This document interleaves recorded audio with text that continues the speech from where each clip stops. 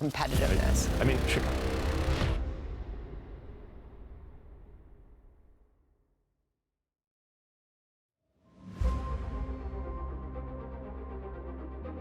to reject a quote-unquote mansion.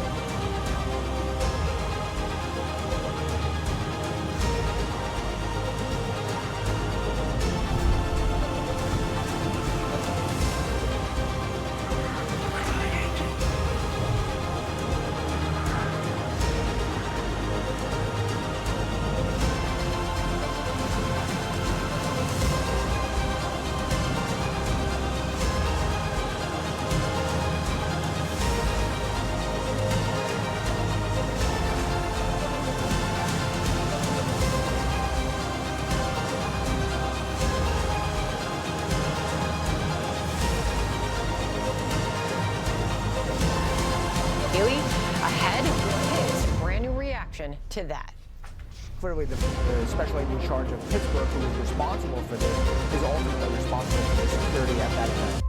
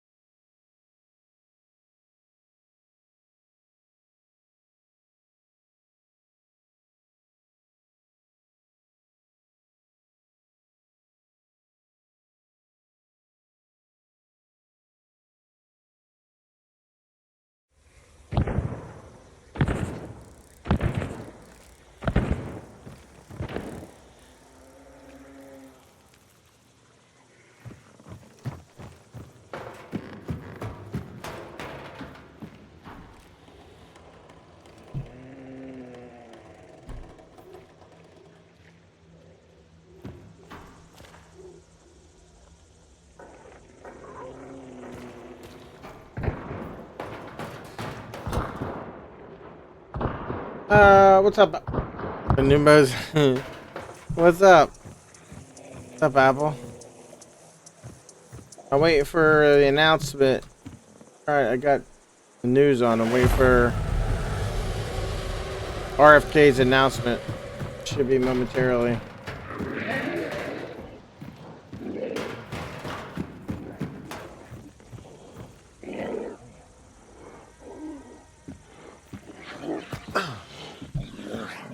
Oops.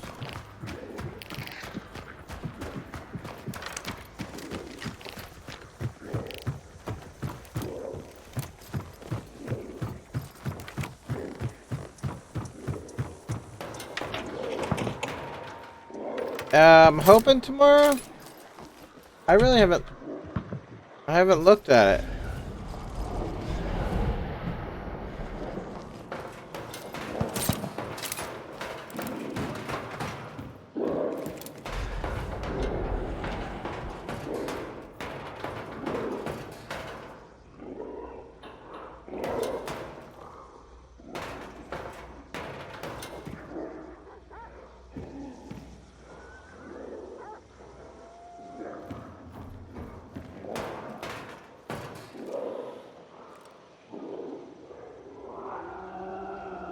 They put 5 of the Secret Service agents on leave. 4 from Pittsburgh and 1 from Trump's detail.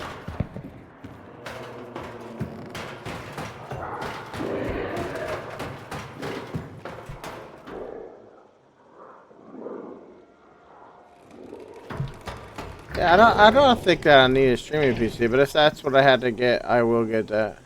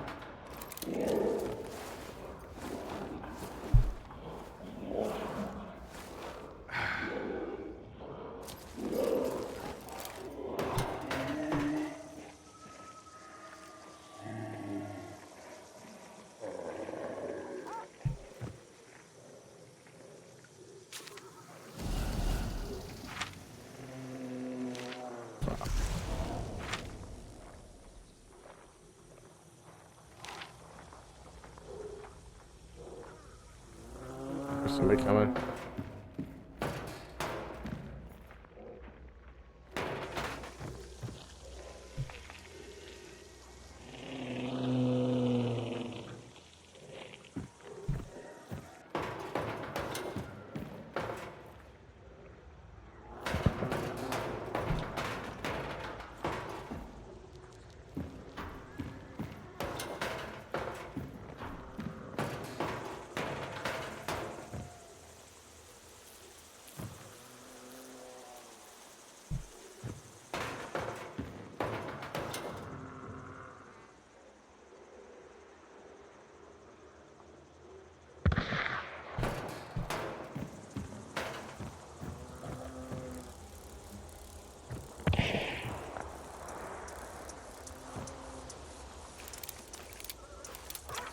Yeah, let's do this.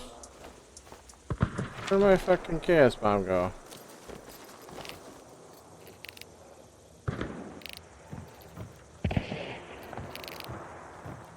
I see him.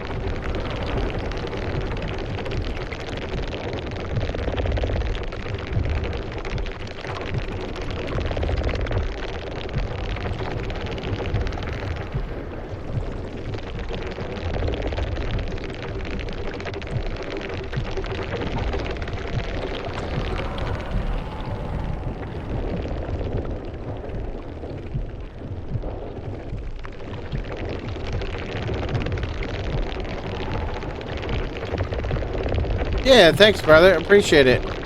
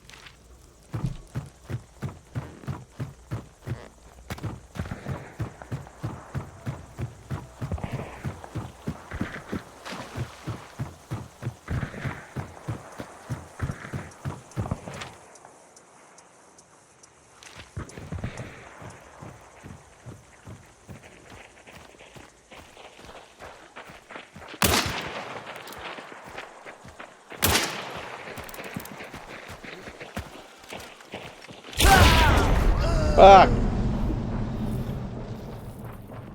God damn it.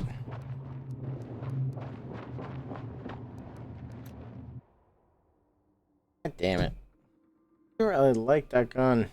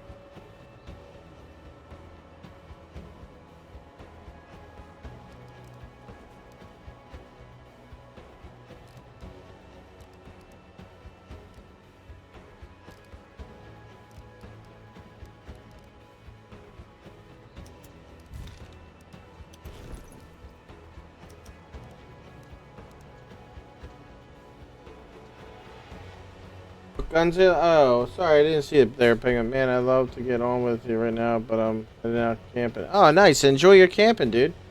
What guns you liking? I love all the snipers. I'm just trying some different ones now.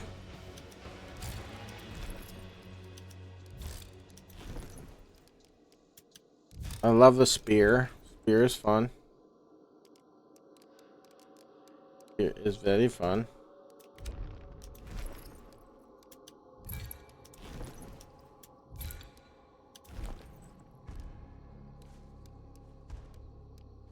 Walker beetle. That's good.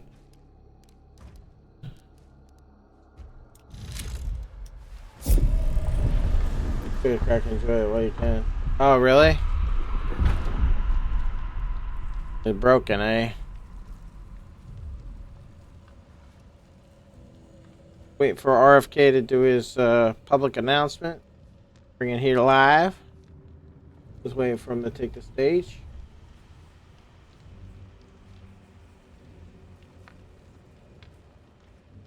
I think let's see. When my rest of my PC parts get here.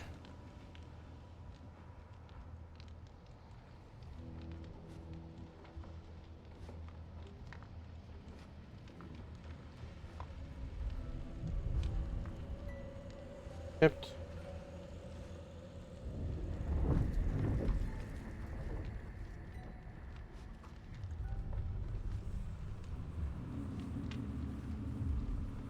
Checking info.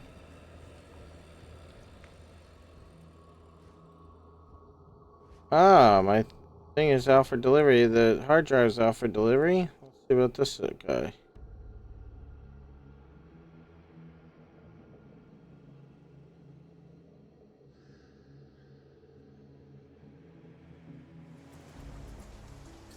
Ah, good.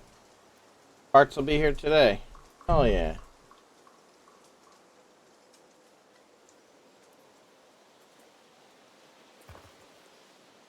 Parts will be here today.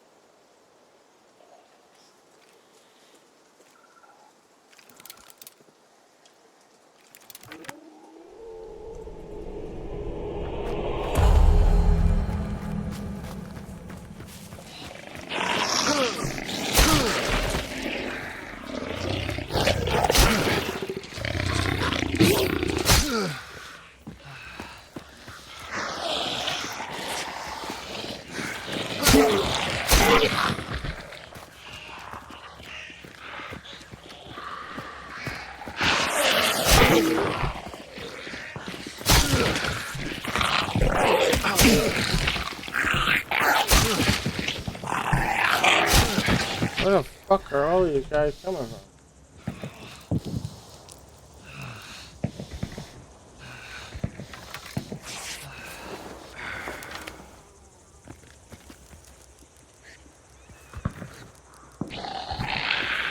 Oh my god.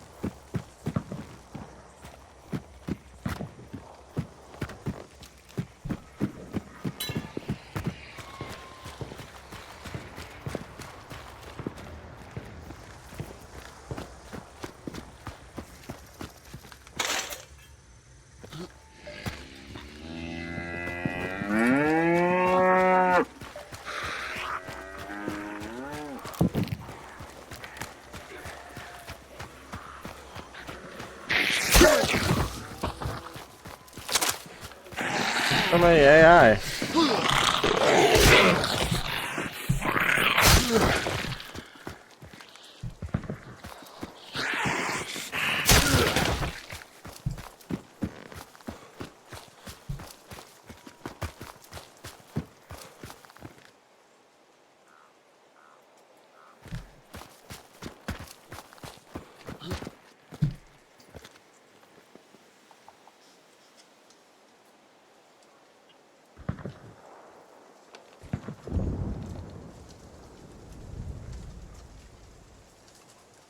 Hey, what's up, Plex? What's going on, bud?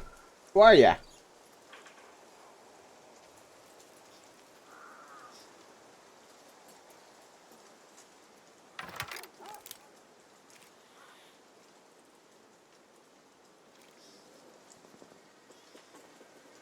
Oh yeah. How goes it? How goes it?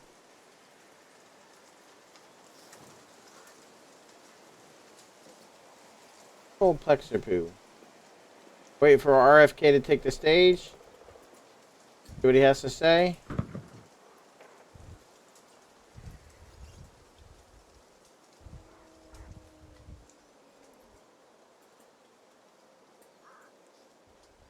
Wait, you're going. Wait. You're going camping too? So is Penguin. You guys camping together, are you? Are you guys camping together?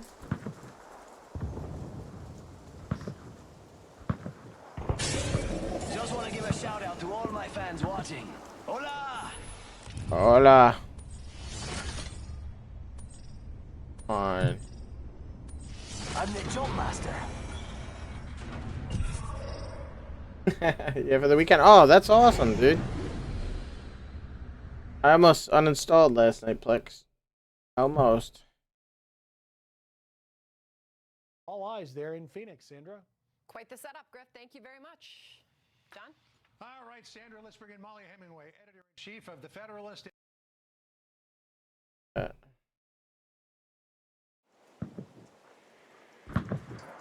Yeah, I almost uninstalled. The player base is down.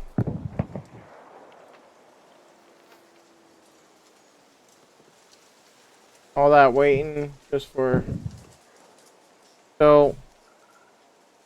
Still spawning with no gear. Player base was down to 300 and something last night. It's just... It's not going the right direction as far as...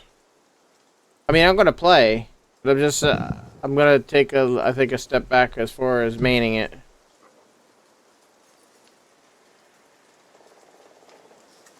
Yeah.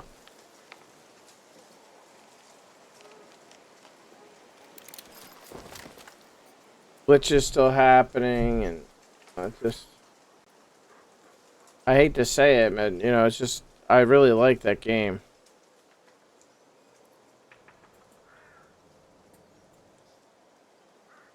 But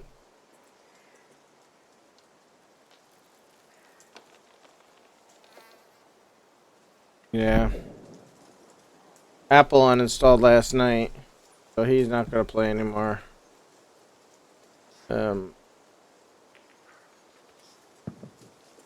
I just, you know, it just sucks because like everybody's kind of just like taking a back seat on it.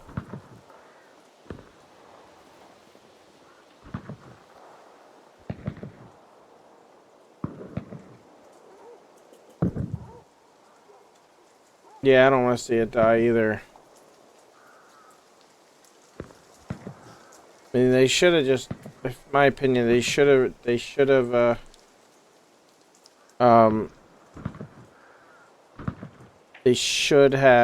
released the, leaderboard.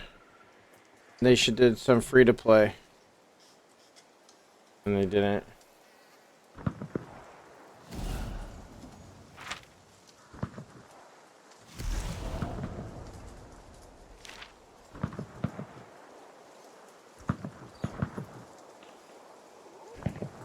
Jesus.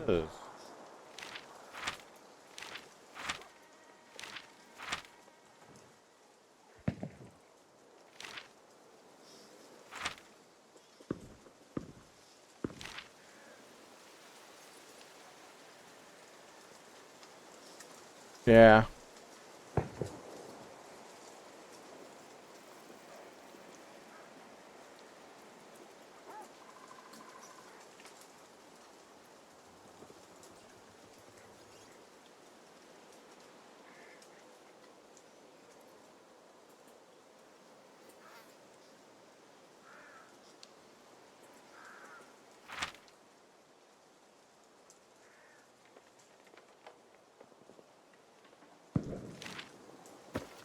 I'm gonna go this way because I don't think anybody's coming.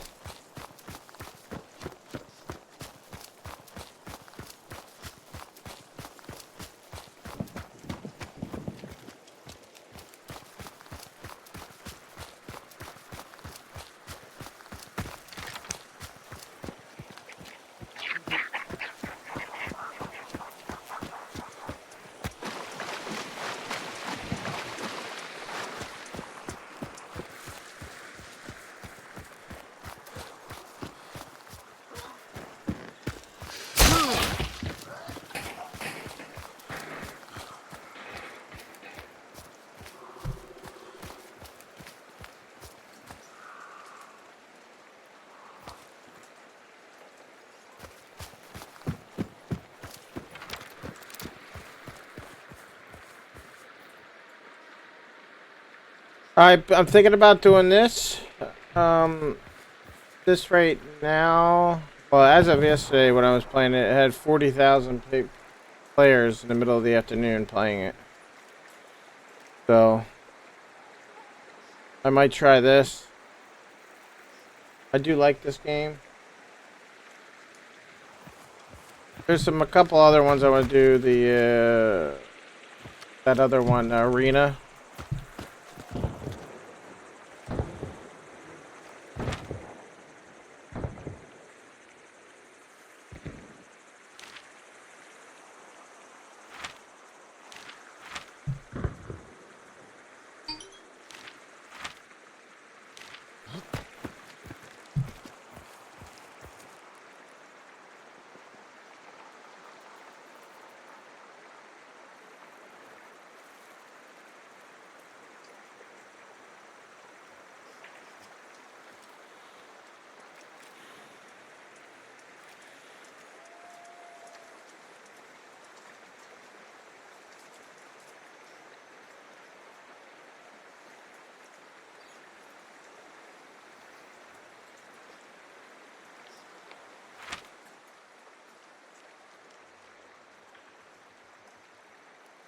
Oh, these fuckers are gonna go down. Damn it. We're gonna try to do the exit that way. Fuck.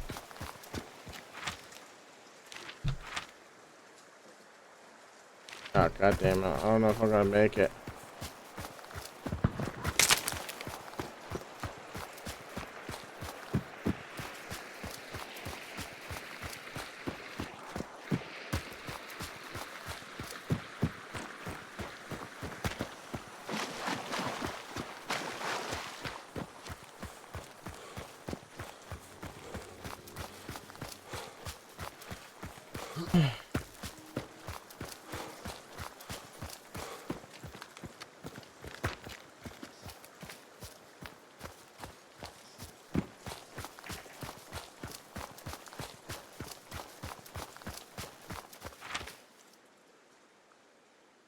I'm not gonna make it in a fucking way.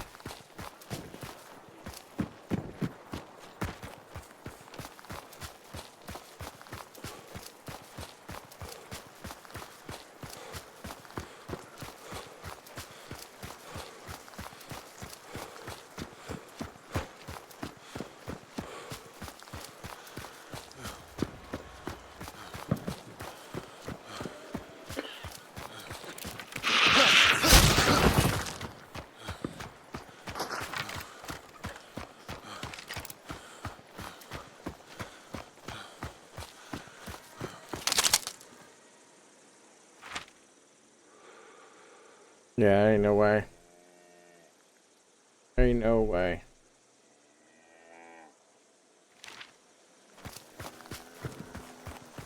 Way I can make it.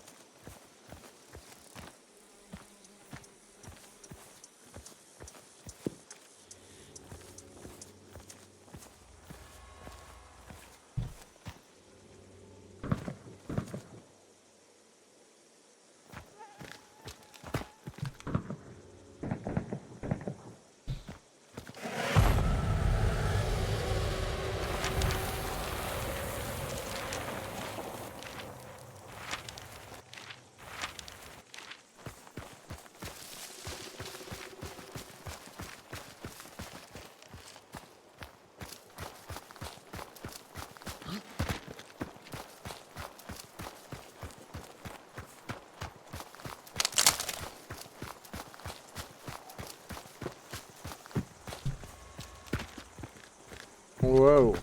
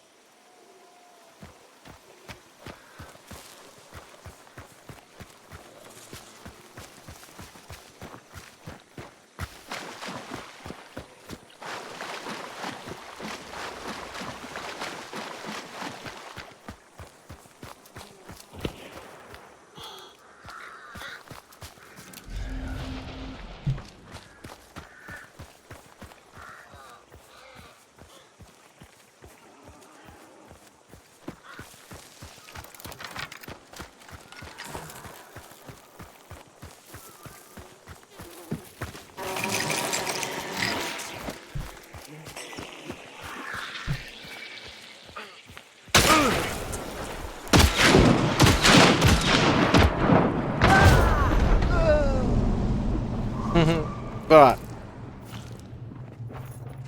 damn.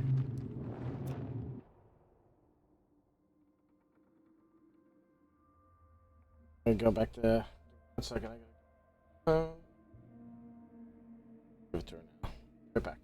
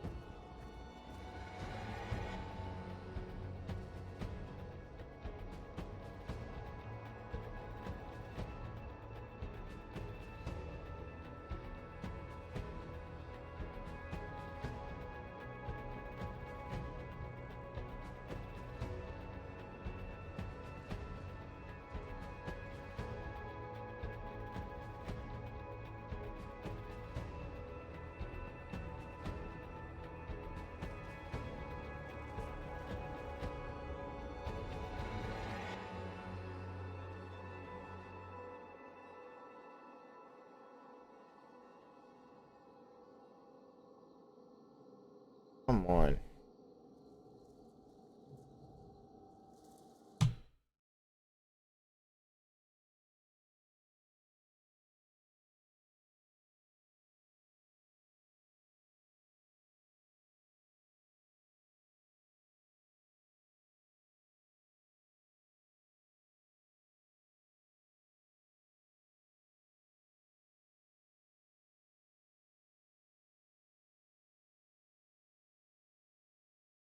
Down Americans. This country needs.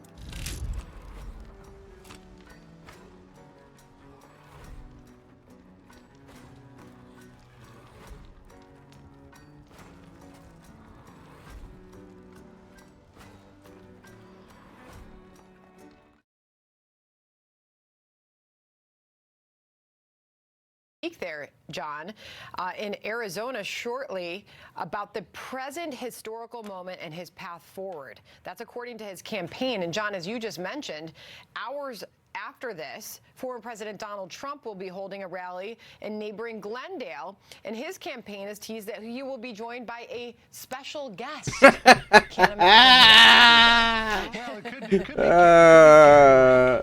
It could also be RFK. I mean, we don't know, but you know, this is part of the intrigue of politics, and that's what makes it so much fun to cover. And keep watching. All right, White House correspondent Peter Ducey is live with us. He's from Chicago. Peter, how is the Harris campaign reacting to all this talk surrounding RFK Jr.'s exit?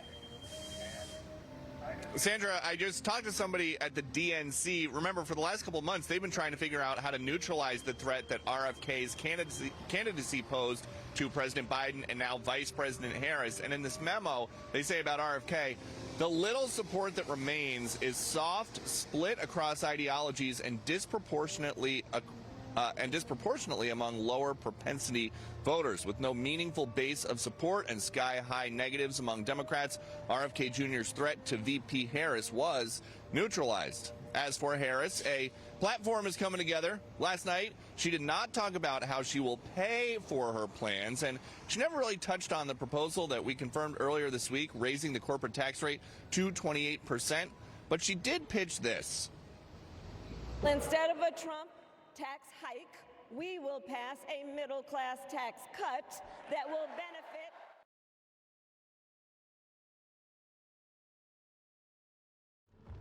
All right.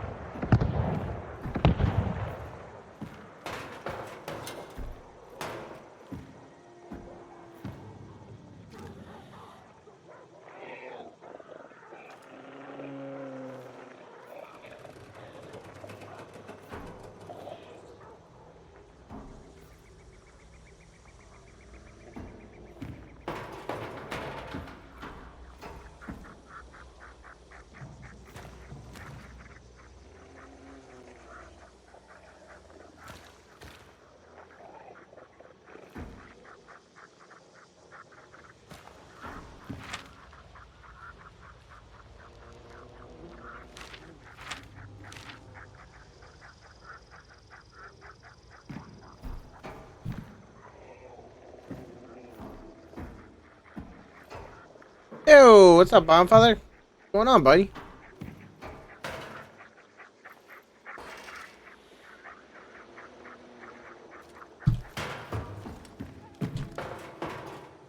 What's up, dude?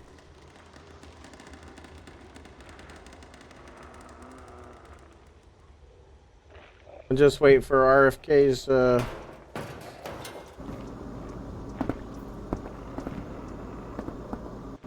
What loot do I... Oh, man. Missed it. Beach. Fuck, man.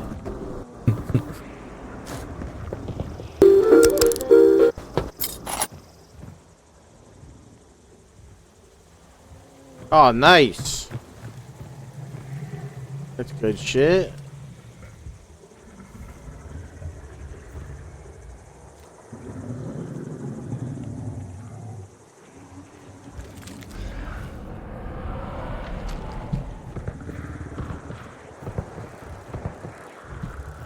Okay, I gotta go and get these guys. I don't like doing this, but I'm gonna have to.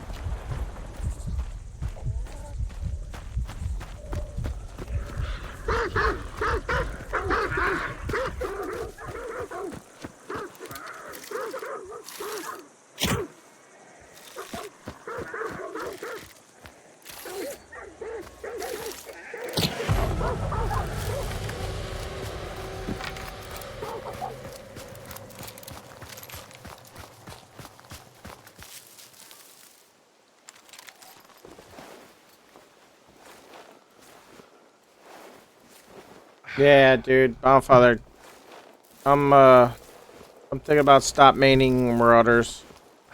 It just, I tried, man. I tried to give it all I could give it. Update comes out.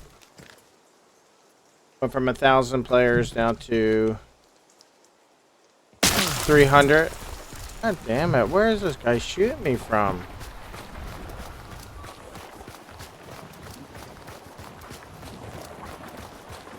Keeps hitting me with these fucking things.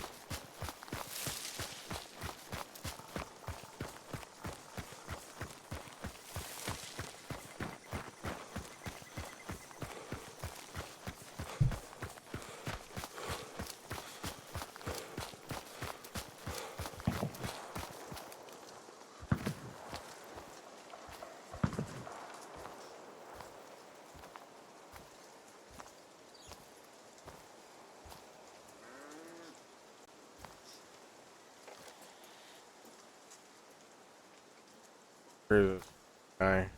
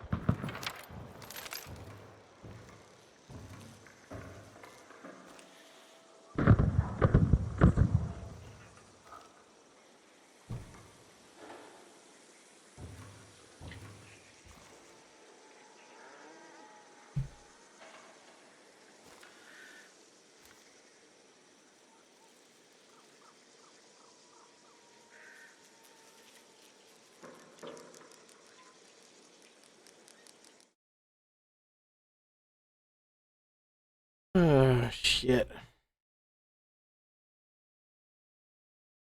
And Taylor Swift show up last night. But on that point, the DNC made sure Georgia Democrats a lot of attention this week. The Peach State narrowly went to President Biden in 2020, and it is expected to play a pivotal role in deciding the upcoming.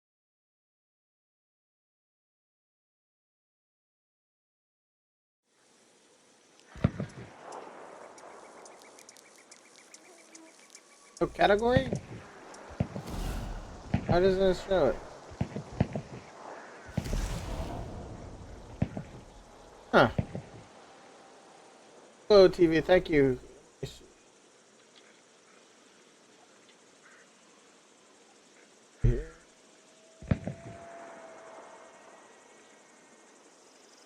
Oh yeah, you're right. Fucked over.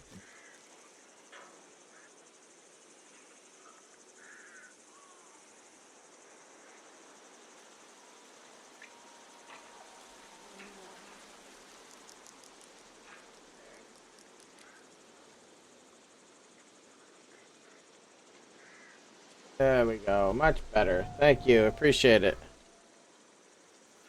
Thank you.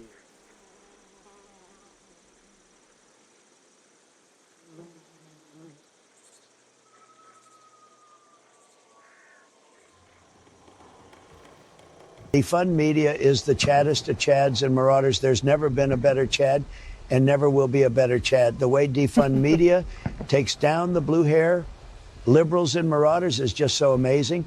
MAGA is the best guild in marauders, undoubtedly. Make America great again. China sucks. That's a funny one, isn't it?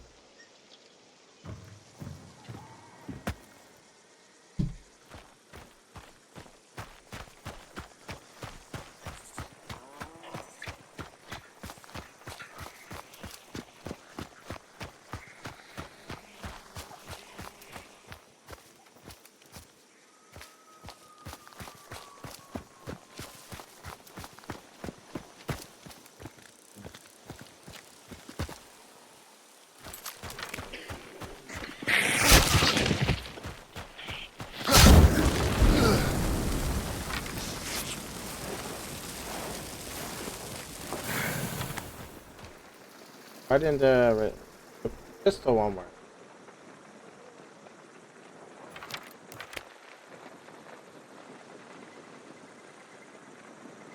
Pistol one's still on? No.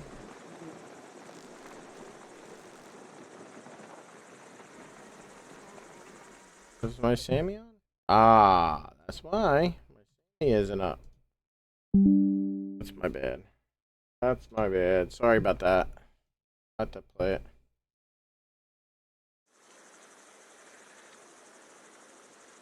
Play it. I play it. Where are you?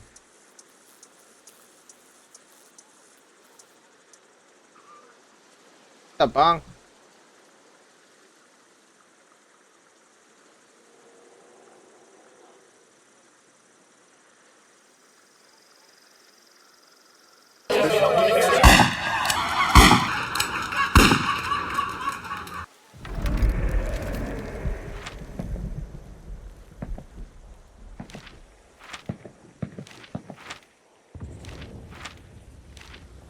I have to go for it.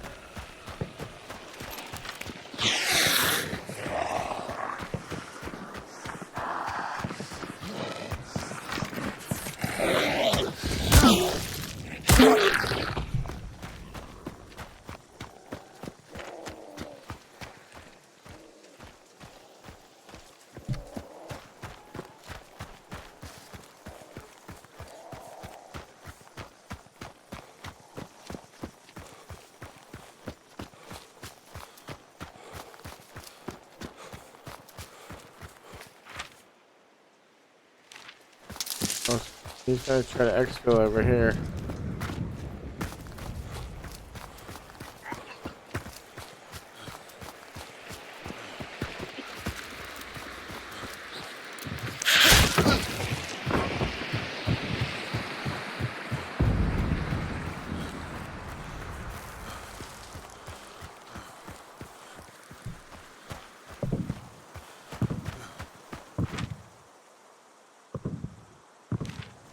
This way.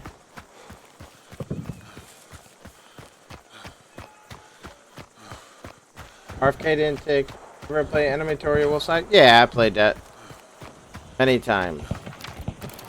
I was never really into Enemy Territory. Yeah. Way better.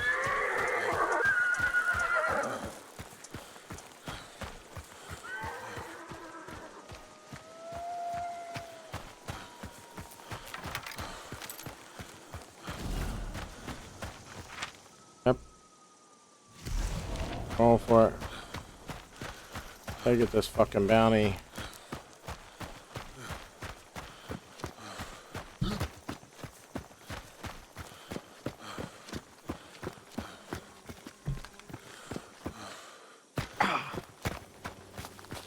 Damn, my heart.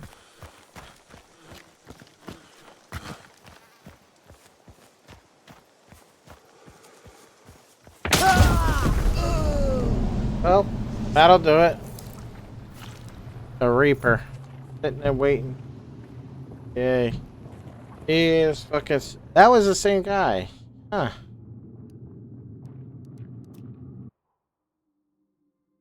Oh, there we go. Yep, gotta get it. Up, over to here. And we're going to have a good race. There we go. I think we're going to dip in. Yeah, go ahead. We're almost there. Yeah, right. I'm sorry to keep everybody waiting. 16 months ago, in April of 2023, I launched my campaign for President of the United States.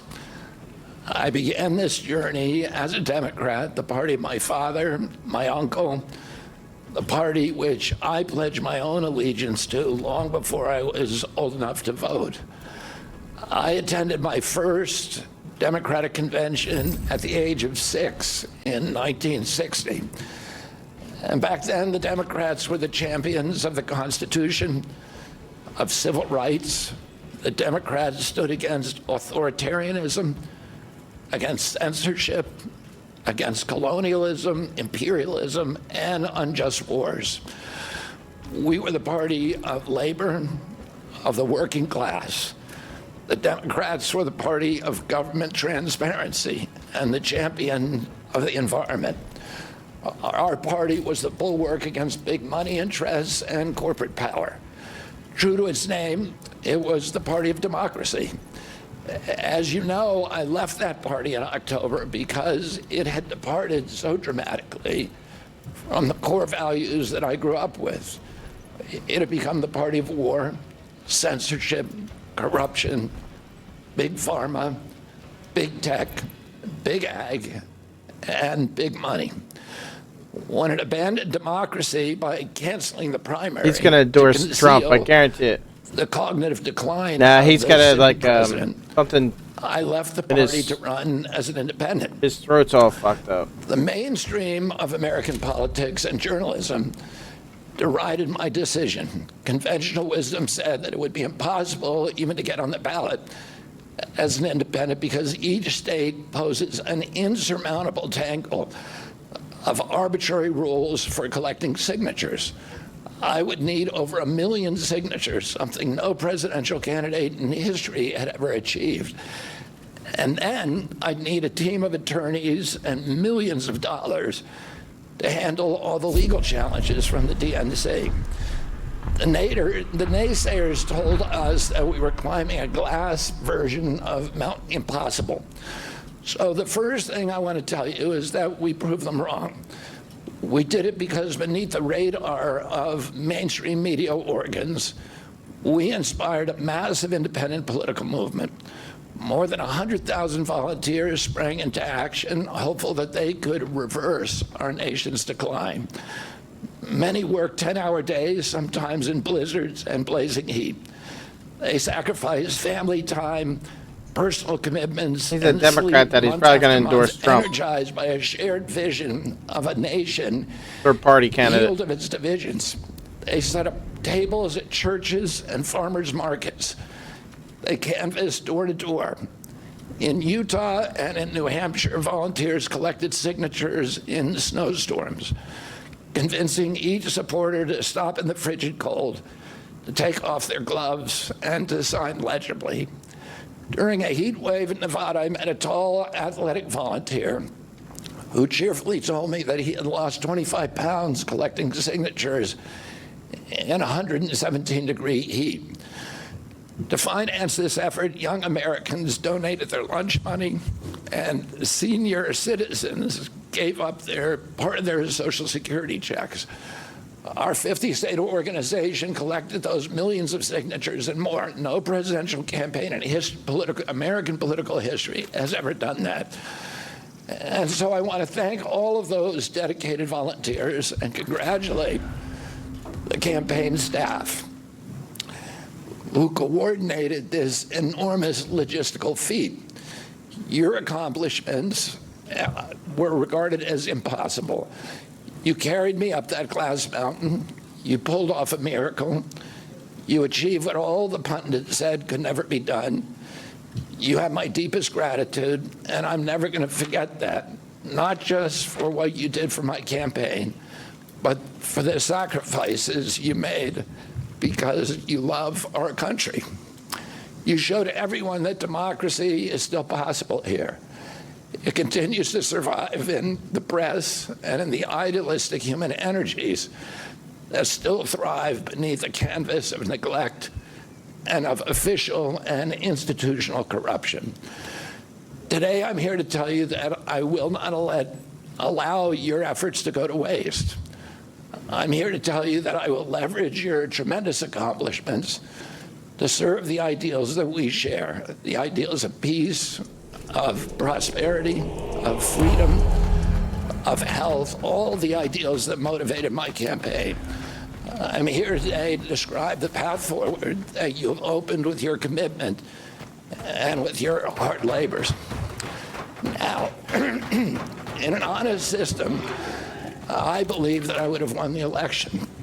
In a system that my father and my uncles thrived in, a system with open debates, with fair primaries, with regularly scheduled debates, with fair primaries, and with a truly independent media untainted by government propaganda and censorship. In a system of nonpartisan courts and election boards, everything would be different. After all, the polls consistently showed me beating each of the other candidates, both in favorability and also in head-to-head matchups.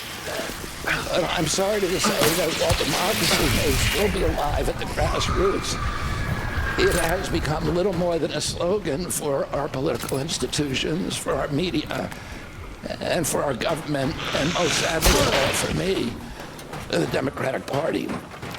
In the name of saving democracy, the Democratic Party set itself to dismantling it, lacking confidence in its candidate, that its candidate could win in a fair election at the voting booth. The DNC waged continual legal warfare against both President Trump and myself.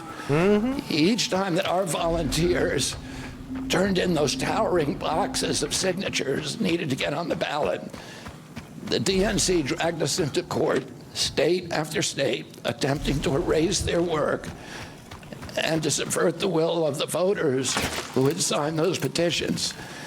It deployed DNC-aligned judges to throw me and other candidates off the ballot and to throw President Trump in jail. It ran a sham primary that was rigged to prevent any serious challenge to President Biden. Then, when a predictably bungled debate performance precipitated the palace coup against President Biden, the same shadowy DNC operatives appointed his successor, also without an election. They installed a candidate who was so unpopular with voters that she dropped out in 2020 without winning a single delegate. My uncle and my father both relished debate. They prided themselves on their capacity to go toe-to-toe with any opponent in the battle over ideas. They would be astonished to learn of a Democratic Party presidential nominee who, like Vice President Harris, has not appeared in a single interview or an unscripted encounter with voters for 35 days.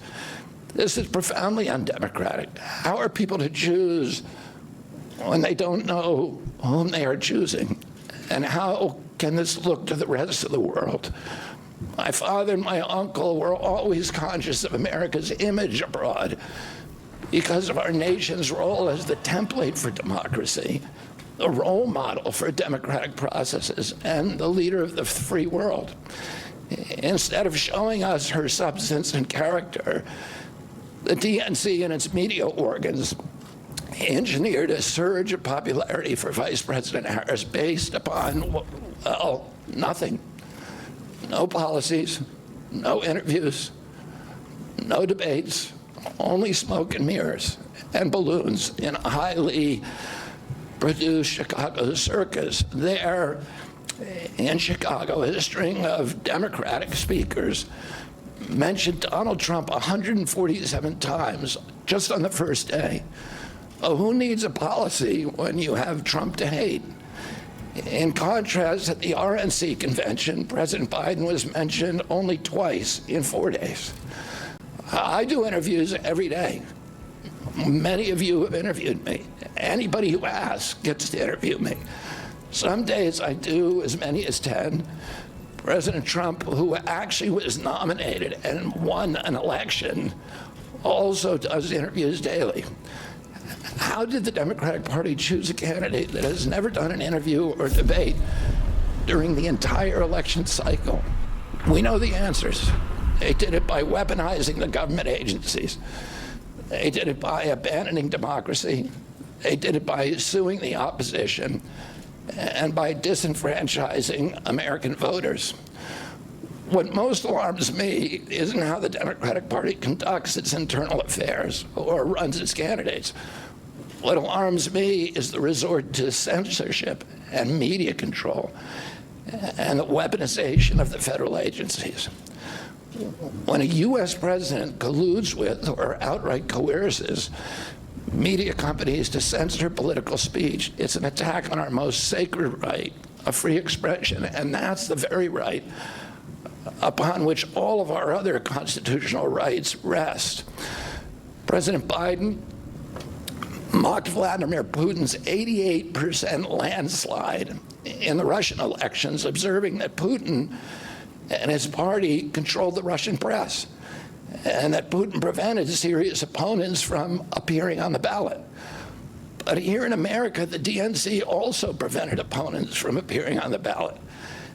And our television networks exposed themselves as Democratic Party organs over the course of more than a year in a campaign where my poll numbers reached at times in the high 20s. The DNC-aligned mainstream media networks maintain a near perfect embargo on interviews with me.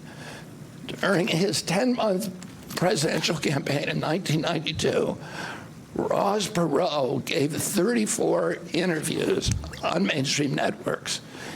In contrast, during the 16 months since I declared, ABC, NBC, CBS, MSNBC, and CNN combined gave only 2 live interviews from me. Those networks instead ran a continuous deluge of hit pieces with inaccurate, often vile, pejoratives and defamatory smears. Some of those same networks and colluded with the DNC to keep me off the debate stage. Representatives of those networks are in this room right now, and I'll just take a moment to ask you to consider the many ways that your institutions have abdicated this really sacred responsibility, the duty of a free press to safeguard democracy and to challenge always the party in power. Instead of maintaining that posture of fierce skepticism toward authority, your institutions have made themselves government mouthpieces and stenographers for the organs of power. You didn't alone cause the devolution of American democracy, but you could have prevented it. The Democratic Party's censorship of social media was even more of a naked exercise of executive power.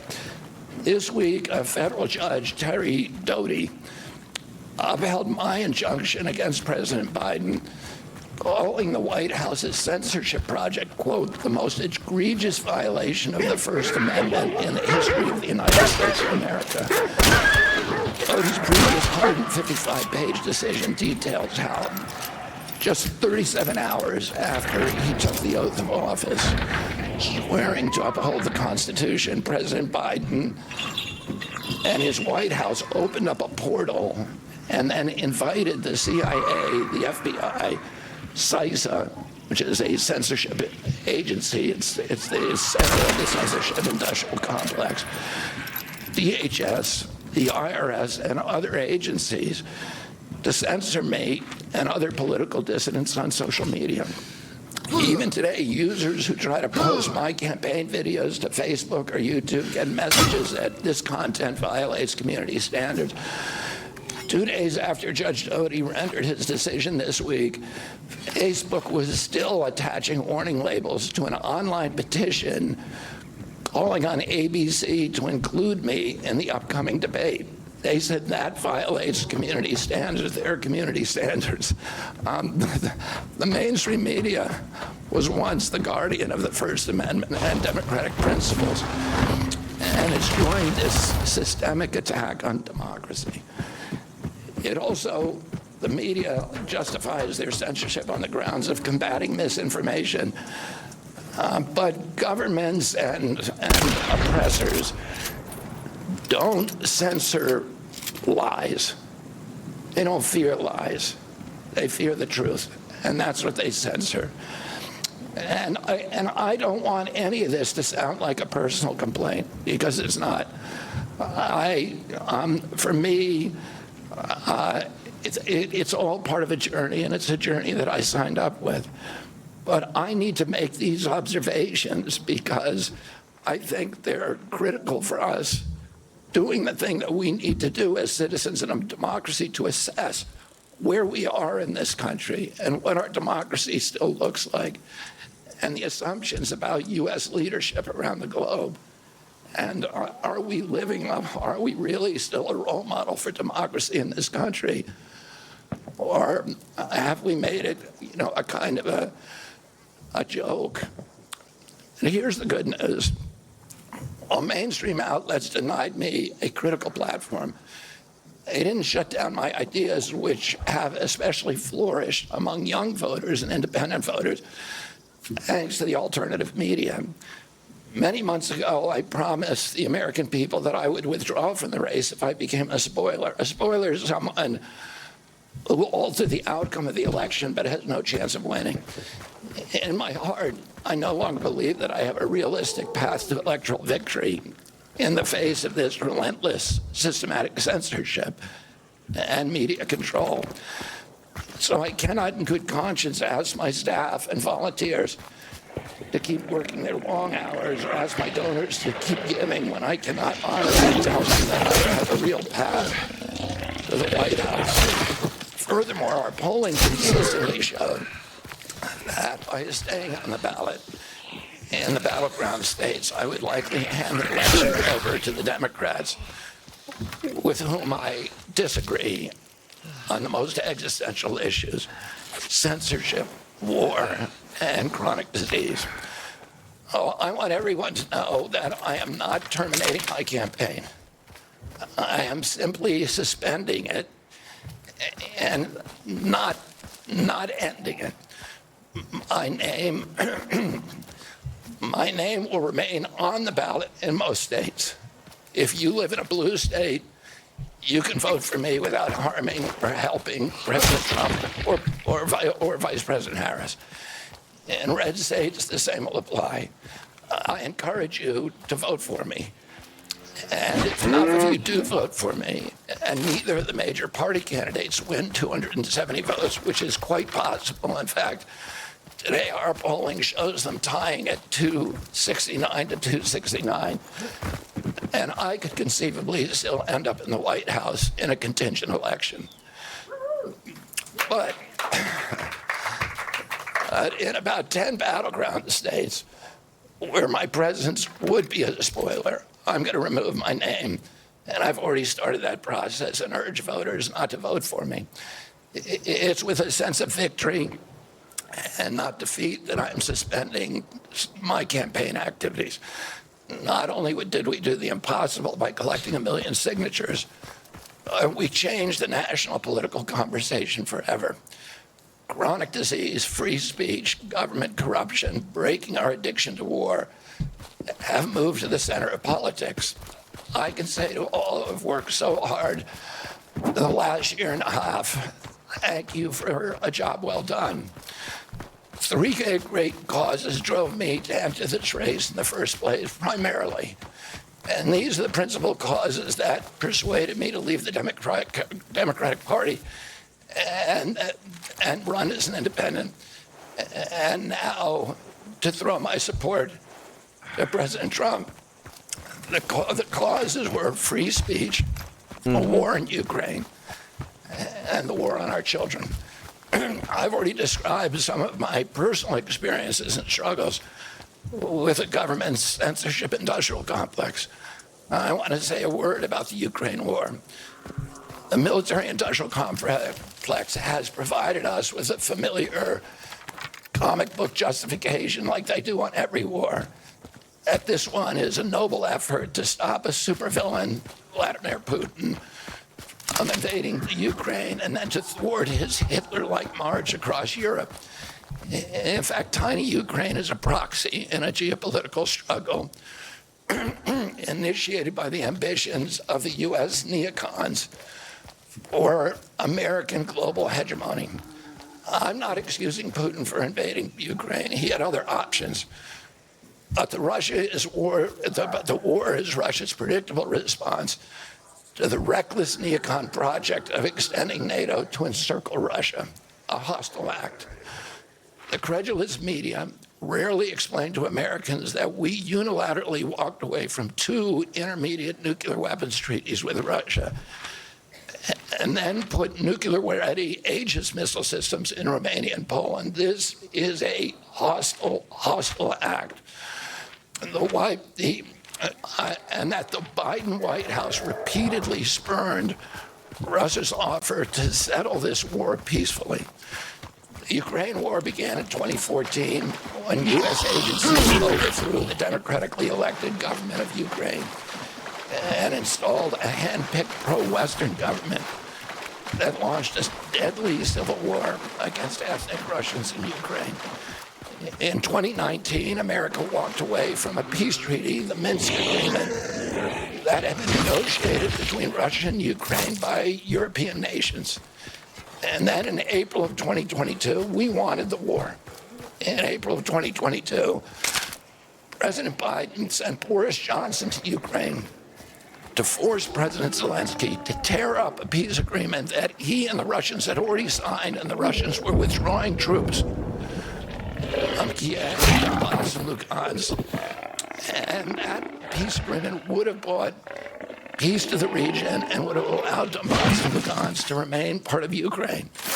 President Biden stated that month that his objective in the war was regime change in Russia. His Defense Secretary Lloyd Austin simultaneously explained that America's purpose in the war was to exhaust the Russian army, to degrade its capacity to fight anywhere else in the world. These objectives, of course, have nothing to do with what they were telling Americans about protecting Ukraine's sovereignty. Ukraine is a victim in this war, and it's a victim of the West. Since then, of Russia and both Russia and the West. Since then, we have, since tearing up that agreement, forcing Zelensky to tear up the agreement, we've squandered the flower of Ukrainian youth, as many as 600,000 Ukrainian kids, and over 100,000 Russian kids, all of whom we should be mourning, have died, and the Ukraine's infrastructure is destroyed.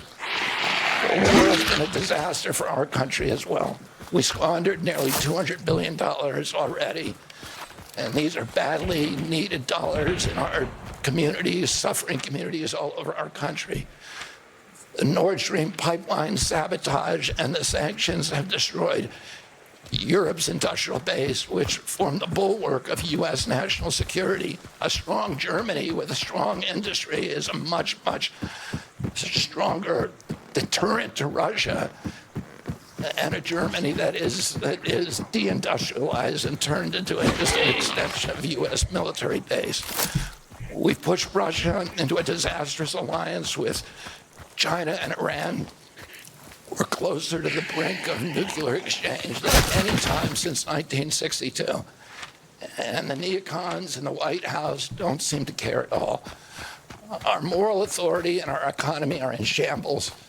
And the war gave rise to the emergence of BRICS, which now threatens to replace the dollar as the global reserve currency. This is a first-class calamity for our country.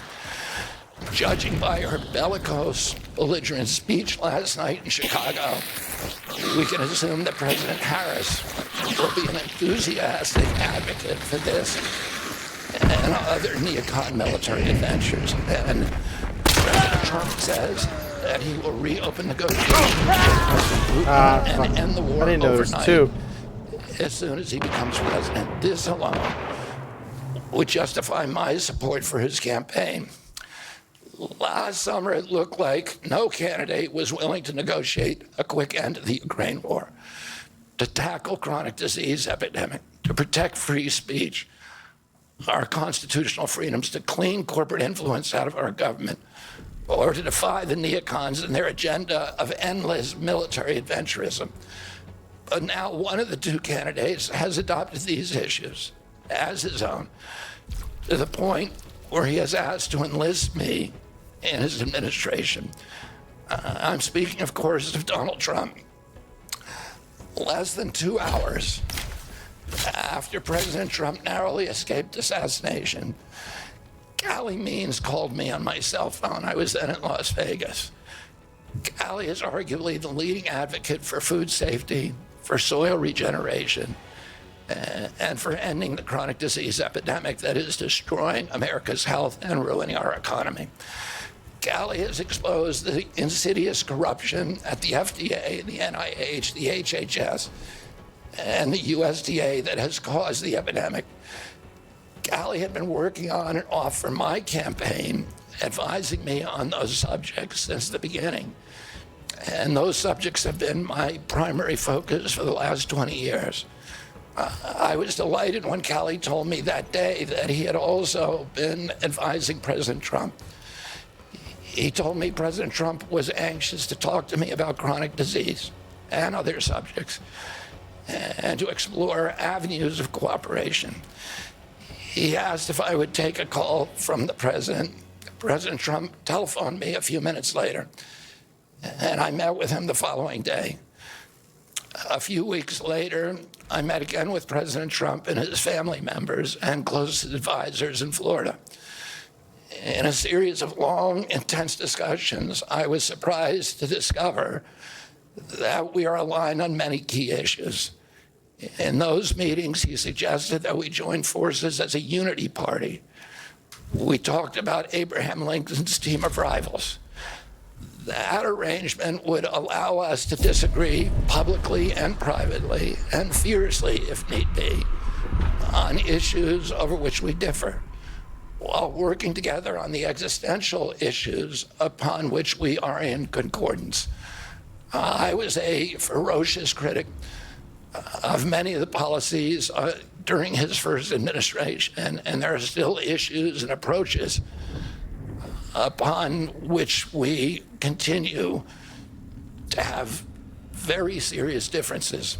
But we are aligned with each other on other key issues, like ending the forever wars, ending the childhood disease epidemic, securing the border, protecting freedom of speech, unraveling the corporate capture of our regulatory agencies, getting the U.S. intelligence agencies out of the business of propagandizing and censoring and surveilling Americans and interfering with our elections. Following my first discussion with President Trump, I tried unsuccessfully to open similar discussions with Vice President Harris. Vice President Harris declined to meet or even to speak with me. Suspending my candidacy is a heart-rending decision for me, but I'm convinced that it's the best hope. All right, this is very interesting, and I think there's going to be a lot for people to chew over here. You just heard the tail end of what he said about how the Harris team refused to meet or speak with him. He has met several times with President Trump, and he said that we... All right. We'll take it. That's good. Ew, that's right, Stoney. That was good. It's good that RFK is endorsing Trump, and it's good that Trump is taking him in as an admin. He'd be great on Health and Human Services. Hell yeah. I think he'd be great in Health and Human Services. There's a lot of fields that he could be good at.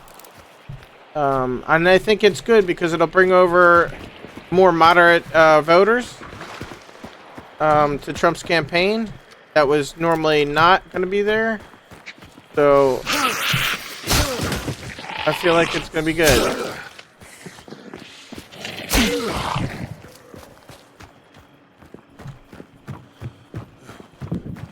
Let me give you I'm going to give you a shut up, buddy.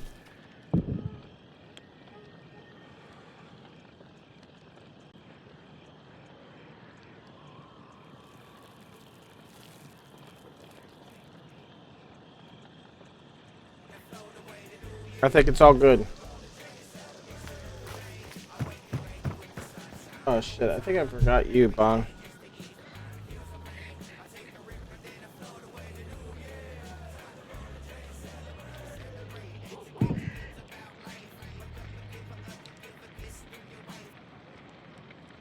Oh, hold on a second.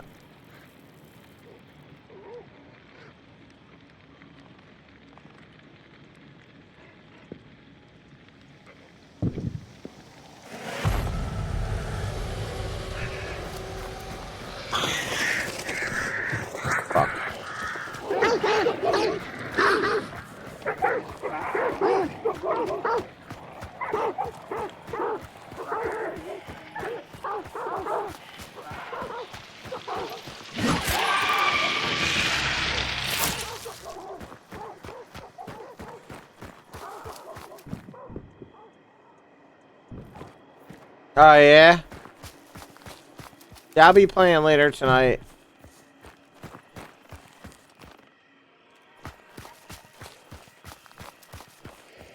Oh, shit.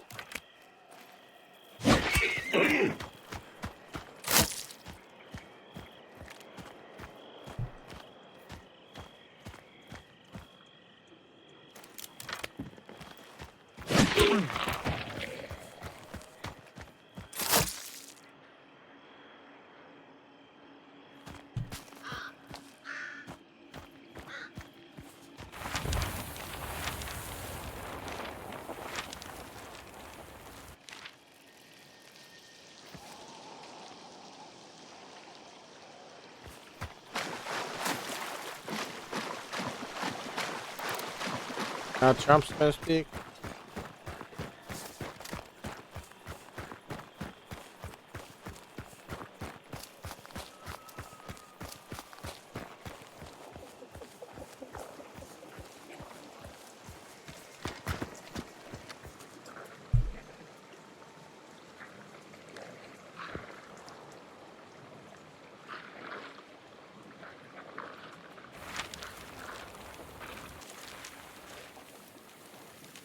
Oh, fuck, I'm not. How much time is left? 59%. You think I can make it? I'm gonna try. Fuck it. I'm gonna try. I don't know, but we're gonna try.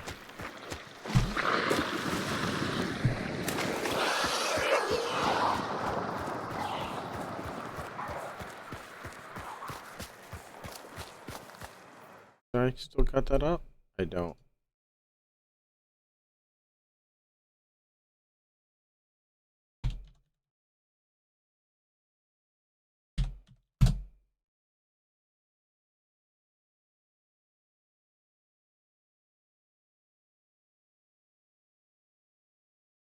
Come on.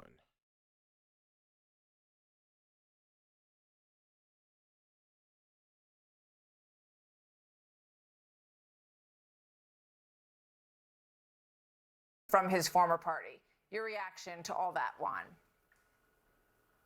Well, I think a lot of this has to do with simple political math, which is polls. Oh my God, this dude. All right.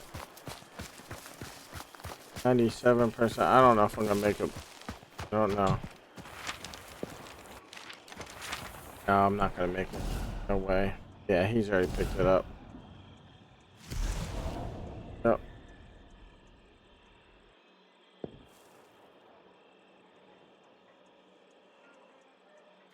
Going up? If he's going up, I'll go. I'll catch him.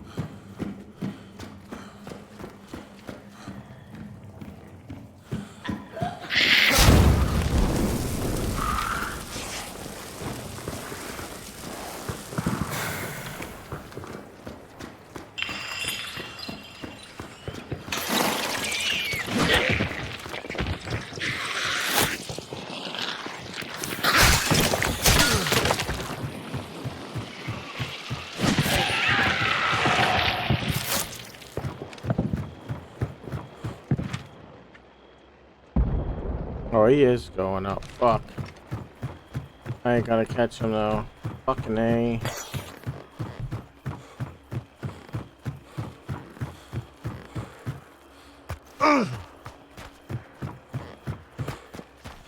Gonna try.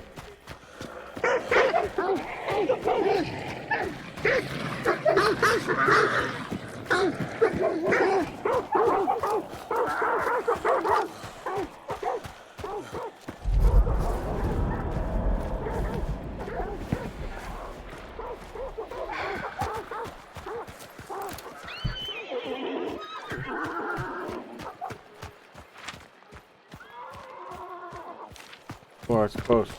Close.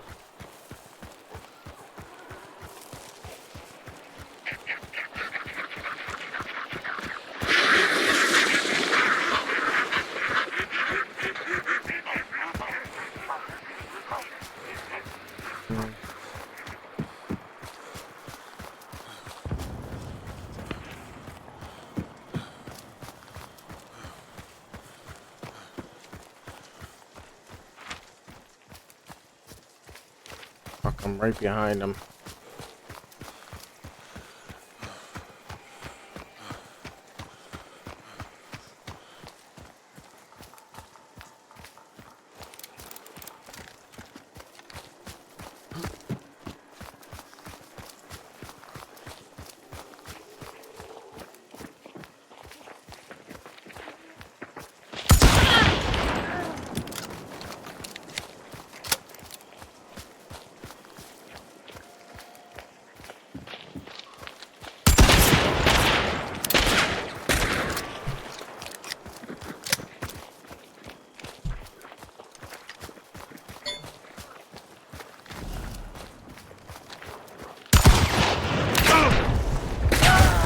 God damn it, that was a 3-man? Uh-oh. Hey, hold on, gotta go to Trump. Gotta go to Trump. He's talking about taxing tips and removing that, which is an idea, Kimberly, that Kamala Harris decided is a good idea too, and jumped on board that despite the fact that the Biden administration had not that long ago tried to find a way to tax tips more. Come on, shut up.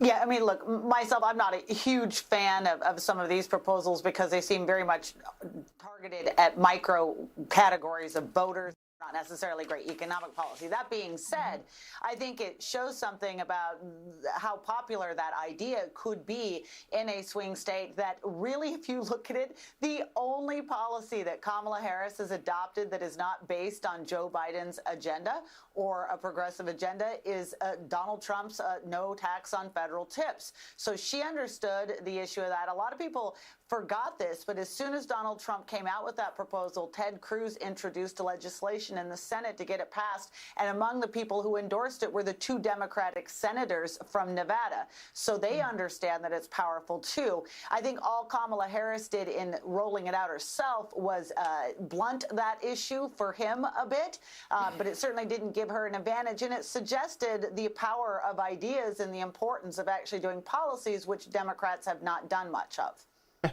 Yeah, speaking of Nevada, Juan, the last time that a Republican candidate won Nevada was in 2004. Come on, shut up. Shut the fuck up. Let him talk. By 2.4 in 2020. Shut up. We see President Trump now about to start speaking, so let's stand by and we'll hear what he has to say. He's been very busy, did a bunch of interviews. Will you shut the fuck up? And he's going to be in Arizona later today with a special guest who very well may be RFK Jr. So let's listen in. Everybody for being here. We just had a very nice endorsement from RFK Jr., Bobby. And I'll be talking about that. We're heading out right after this. We're going to be going to Arizona. We'll be talking about that and a lot of other things too. But I just want to thank everybody, and I want to thank very nice. That was very nice. That's big. He's a great guy, respected by everybody. So thank you all for this incredible welcome we're getting. And I'm going to tell Javier the next time we do this together, he's going to give me a little light up here. You know, going to give me a little light so you can read this little speech. But you know what it does? It makes you speak a little bit less, and that's okay too.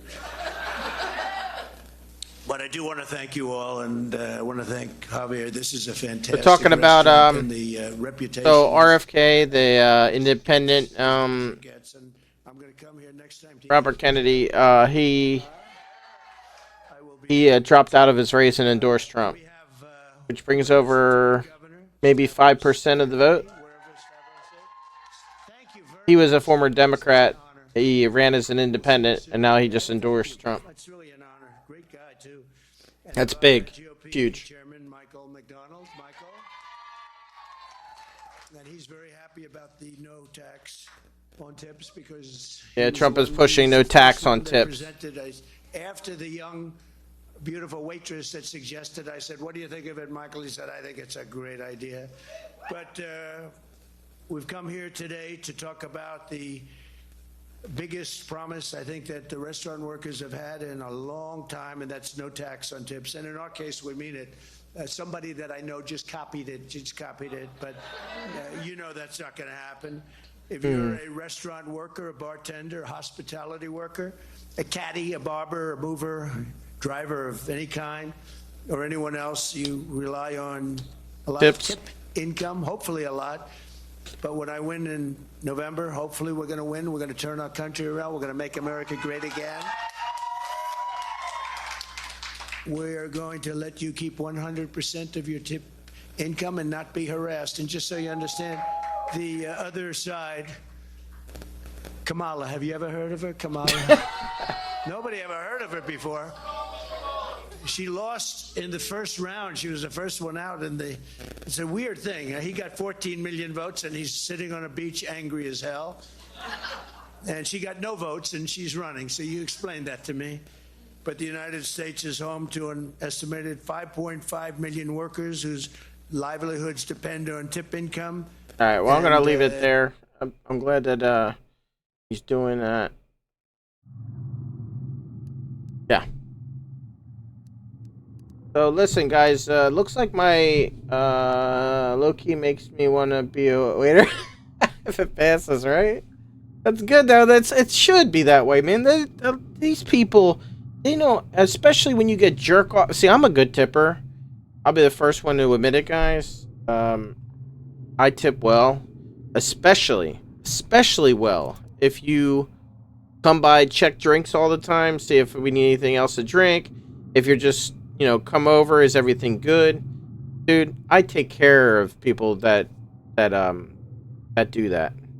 If you are a jerk off, don't come around, or you know, you make like one visit, you know. That's great. That's great. Yeah, no, that's what I'm saying. Like, but not all of them get that. There's a lot of cheap motherfuckers out there that won't give good tips. You know what I mean? But I feel like the ones that do receive tips, that the taxes on that tip should not be there.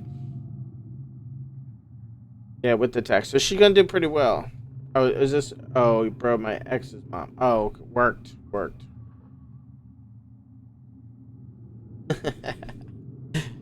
Yeah, I mean, dude, I take care of them.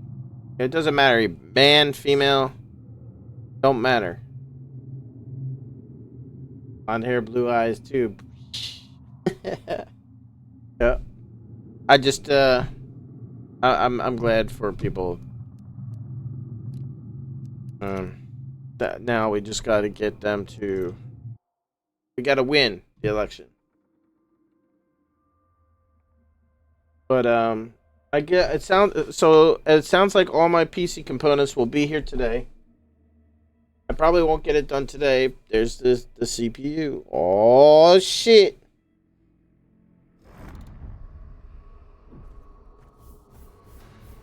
Oh shit.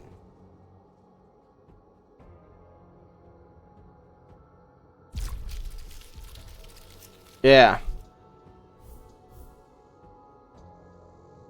You fire people over taking tips? You gotta, yeah, well, that if it's not a tip-based job, then, you know, and that's the policy, no tips. I mean, it's whatever.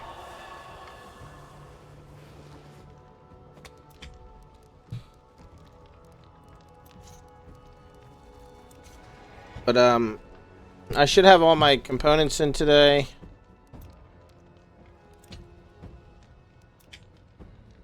Come on. Why is this? Okay. Like I said, I don't know if I'm gonna get it done today, but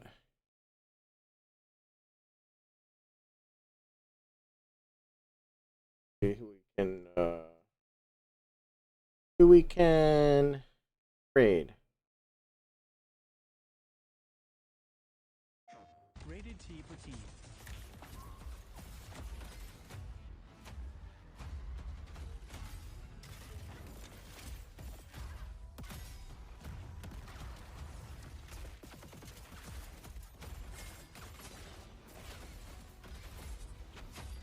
See who else we can trade here. We pay hourly, and our online grocery people get tipped all the time. Yeah, no, I get it. No, I understand. It's definitely what it is. I think it's on the roof.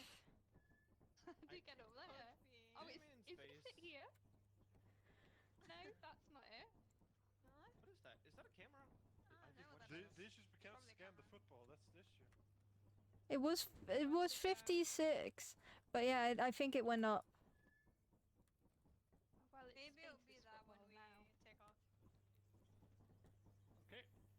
Let's go. It's me, Mario.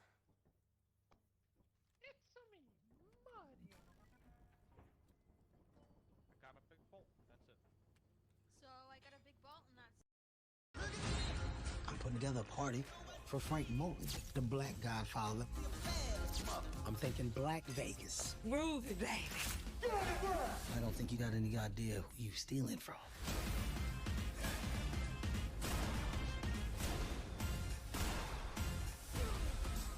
These is heavy hitters that they robbed. Stealing from me? Y'all going home in a box.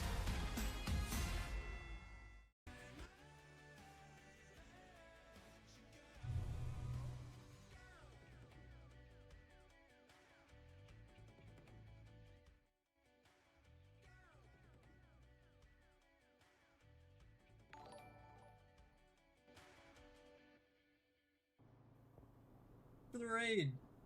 Thank you, thank you. Before Shopify, were you wondering where my sales at? Now you're selling with Shopify. Easily selling online, in person, and beyond. Discover how millions of entrepreneurs use Shopify to ignite their selling. $1 per month trial period at shopify.com/YouTube audio. How was the stream, brother?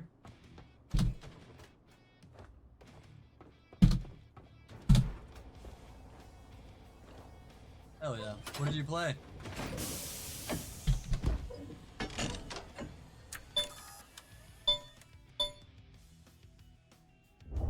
ShowDown. You liking that game? The update's pretty fucking badass for the people that loves Hunt ShowDown.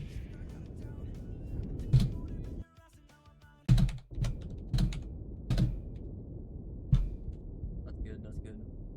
Glad you're enjoying it. Played a lot of fucking Hunt ShowDown. I don't think I can deal with that game anymore.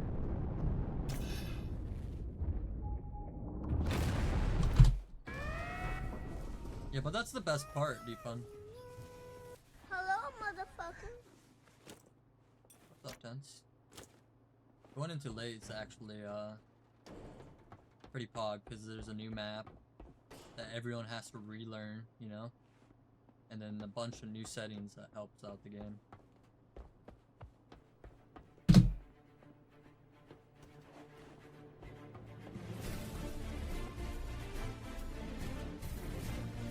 I can't hear shit. Who's doing that? Fucking idiot, bro. God damn it, Nathan.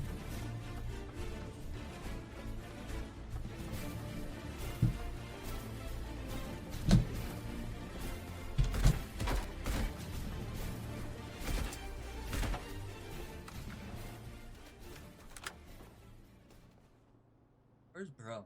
Where is this dude? 40,000 players, yeah, that's nuts, dude.